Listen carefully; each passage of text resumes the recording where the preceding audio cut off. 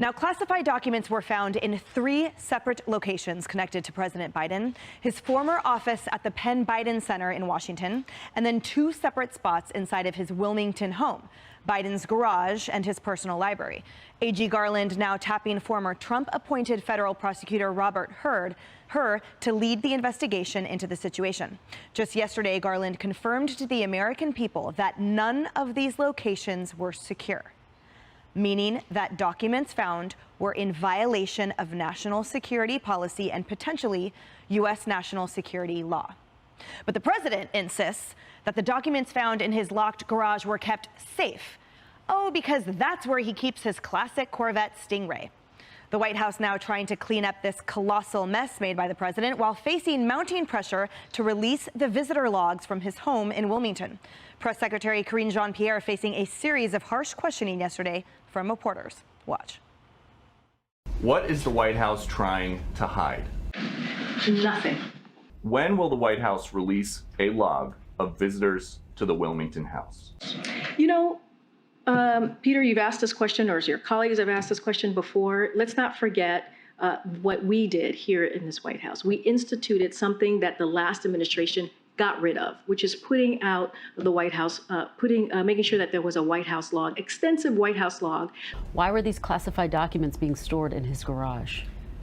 Look, again, and not just me, he has said this. You have heard the president say this twice already, and he's said this before: classified documents and information. He takes that very seriously. I am telling you that I'm not going to get ahead of what the Department of Justice is going to decide. This is something, as you all know, that he will not shy away from saying, and has continued to say this week. And again, he was surprised that these records have been found.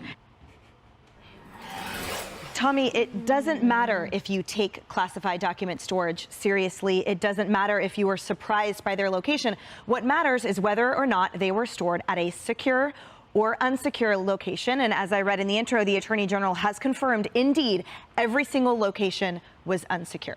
Let's see. Well, I think that his defense has been, well, I love my car. So if I love my car, then I must have loved those documents, and they received a lot of love in my garage. But we all know where we put the things that are not worthy of being in the home. We put them in the garage. And unfortunately, that's where Joe Biden thought that sensitive information should be put, is his garage. But I think more importantly here, we need to look at the timeline. Who knew what when? Because if this was back in November, in early November before the midterms, when they made such a big deal about Donald Trump and the FBI raid and his classified documents, and they had this information on Biden's classified documents, and they didn't report it and they didn't reveal it, that's really problematic, because it really could have changed a midterm season that was very tight, very close, and very focused on Donald Trump. That's the biggest issue I take with all of this, is that timeline. That's absolutely right. And also, Lawrence, to piggyback on that, you know, there are questions regarding what the Attorney General knew when he was naming a special counsel for the Mar-a-Lago classified document situation with President Trump. He might at that time have full well known about this situation with President Biden. I must as well note that just now during the bilateral summit with the Japanese Prime Minister, there were shouted questions at President Biden. He declined to respond to any of them. Yeah. It's amazing that the president finally understands that now he's under criminal prosecution, and perhaps he should be quiet right now. Because what we witnessed yesterday, because Peter Doocy was asking the questions, as he do every single day, was a confession from the president. I'm not understanding why there's a debate at this point. The president confessed to having classified material in his garage. We know a garage is not a secure area. This is no longer a debate. There will be criminal prosecution if there is equal justice under the law. That should take place. But I want to comment on some of the things that we've heard from different pundits, different people from on the other side of the aisle. These same people were obviously had so much glee when they went after Donald Trump. They said these are apples to apples. They really aren't. I mean, the former president had the ability to declassify. That is his defense right now. We have a current president who was a vice president at the time. He may have wanted to be president, but he wasn't president at the time. He had no authority to do that. So again, I want to see what the media is going to do on this. The FBI was so willing to leak information the last investigation. Why wasn't there any, media cameras as all of this was playing out?